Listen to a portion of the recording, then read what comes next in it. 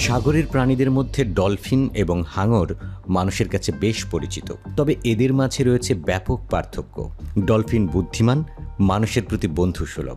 Dolphin মানুষের সঙ্গে যে অকৃত্রিম বন্ধুত্বের সম্পর্ক স্থাপন করেছে তার বড় প্রমাণ পানিতে পড়া বিপদগ্রস্ত মানুষ মাত্রই জানে।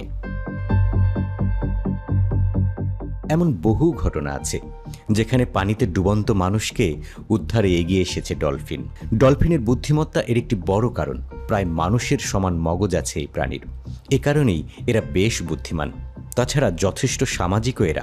এ কারণেই ওরা নিয়মিত দল বেঁধে জীবন কাটায়, কিংবা বলা যায় জীবনযাপন করে। এখানেই ওদের সঙ্গে মানুষের বড় মিল।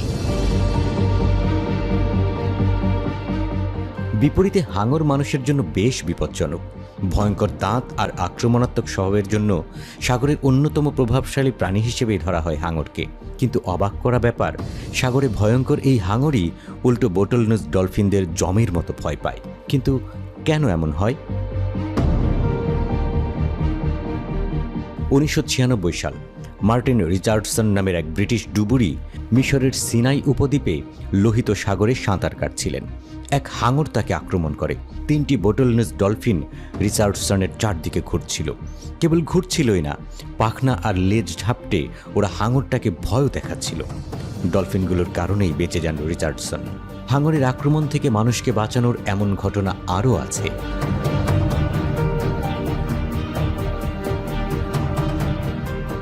ডলফিনকে আমরা শান্ত স্বভাবের প্রাণী হিসেবেই জানি। মানুষকে খেলা দেখিয়ে বিনোদন দিতেও দেখা যায় ডলফিনকে। কিন্তু প্রয়োজনের সময় শান্ত স্বভাবের ডলফিনও হিংস্র হয়ে ওঠে।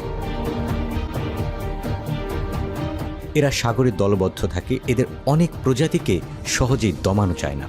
প্রতিরক্ষা, আক্রমণ আর শিকার ধরায় বোটলনোজ ডলফিনের বুদ্ধিমত্তা প্রাণীকুলের মাঝে বিরল।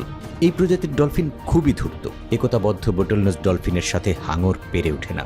কিন্তু যদি বোটলনোজ ডলফিন একাও থাকে তবেও হাঙর হেরে যায়। অর্থাৎ মুখোমুখি লড়াইয়েও হাঙর পরাস্ত হয়। কিন্তু কেন এমনটা হয় জানেন? কারণটা অবশ্যই বোটলনোজ ডলফিনের দৈহিককরণ। ডলফিনের লেজ তাকে বাড়তি নমনীয়তা দেয়। এর কারণে সহজেই ক্ষিপ্র আর দ্রুতগতির হয়ে উঠতে পারে। বিপরীতে হাঙরের লেজ কম নমনীয় আর ক্ষিপ্রও নয়। ডলফিন যখন আক্রমণ করে তখন হাঙরের জন্য লড়াই চালিয়ে যাওয়া সম্ভব হয় না। তবে এর চেয়েও বেশি গুরুত্বপূর্ণ ডলফিনের মুখের দিকের প্রলম্বিত অংশ, যাকে স্নাউট বলে।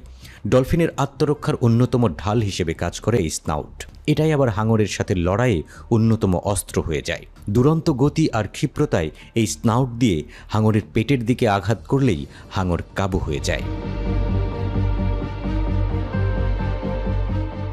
2007 সাল সেবার টড এন্ড্রিস নামে এক সার্ফার হাঙরের আক্রমণ থেকে রেহাই পাননি। এন্ড্রিসের ঘাড়ে ও পায়ে কামড় বসায় হাঙর। উদ্ধারকারী হিসেবে এগিয়ে যায় এক ঝাঁক ডলফিন। সেবার মৃত্যুর একদম কাছ থেকে নতুন জীবন নিয়ে ফিরে আসে এন্ড্রিস। ডলফিনগুলো এন্ড্রিসের পাশেই ছিল যতক্ষণ না তিনি উপকূলে পৌঁছান।